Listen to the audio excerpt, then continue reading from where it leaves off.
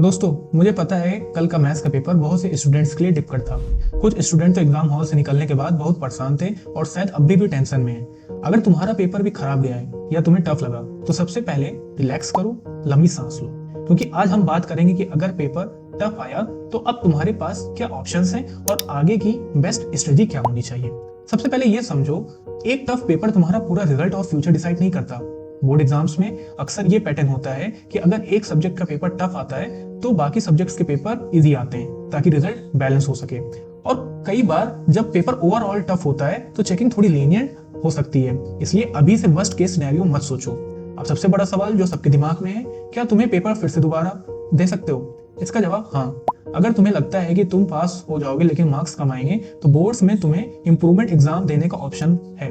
ये exam usually result आने के बाद होता है और तुम सिर्फ मैथ्स का पेपर दोबारा देकर अपने मैथ्स के मार्क्स बढ़वा सकते हो। और अगर गॉड फॉरवर्ड किसी के कंपार्टमेंट आती है तो उसका एग्जाम भी रिजल्ट के कुछ महीने बाद ही हो जाता है, तो साल बर्बाद होने का कोई टेंशन नहीं।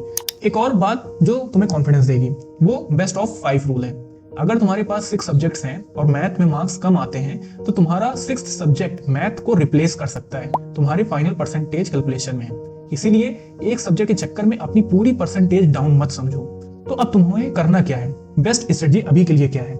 सबसे बड़ी गलती जो स्टूडेंट्स करते हैं वो ये कि मैथ्स के दुख मनाने में अपना अगला पेपर, चाहे वो साइंस हो या एसएसटी, उसे खराब कर देते हैं। तुम्हें अभी बस एक काम करना है, मैथ्स की बुक बंद करो और उसे सेल्फ के सबसे पीछे रख दो।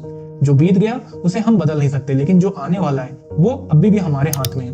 अगर मैथ्स में 5 से 10 नंबर कम हो गए तो वो तुम्हें अगले पेपर में एक्स्ट्रा मेहनत करके कवर कर सकते हो।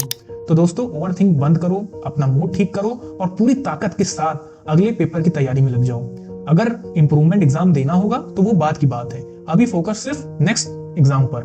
बाकी के लिए ऑल द बेस्ट, और ऐसे ही नोटिफिकेशंस के लिए, ऐसे ही अपडेट्स के लिए चैनल को सब्सक्राइब करो।